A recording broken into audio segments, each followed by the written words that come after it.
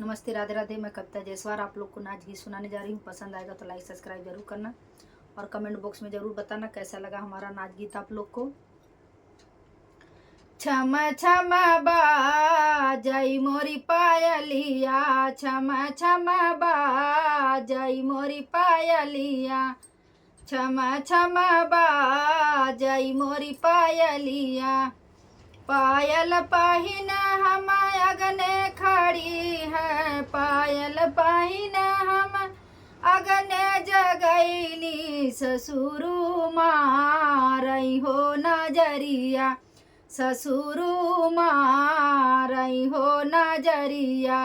ऐसन ससुरु के जेल भेजावा तो, ऐसन ससुरु के जेल भजावा तो जाऊ घर हो तई हो सजनावा, जाऊ घर हो तई हो सजनावा।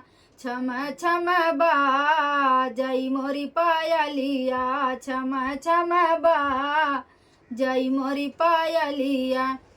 पायल पहिनी माया गने गई थी, पायल पहिनी हम अगने खड़ी थी, भसुरु मारई हो नजरिया, भसुरु मारई हो नजरिया।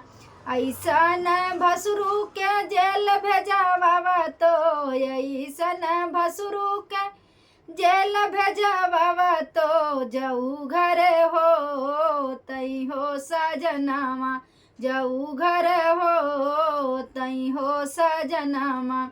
छम छम बाजई मोरी पायलिया, छम छम बाजई मोरी पायलिया।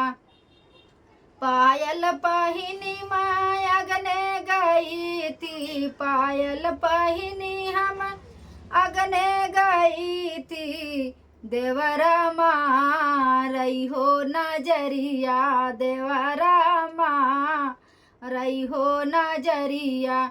ऐसन देवरा के जेल भेजावा तो, ऐसन देवरा के जेल भेजावा तो जाऊ घर हो तई हो सजनामा, जाऊ घर हो तई हो सजनामा।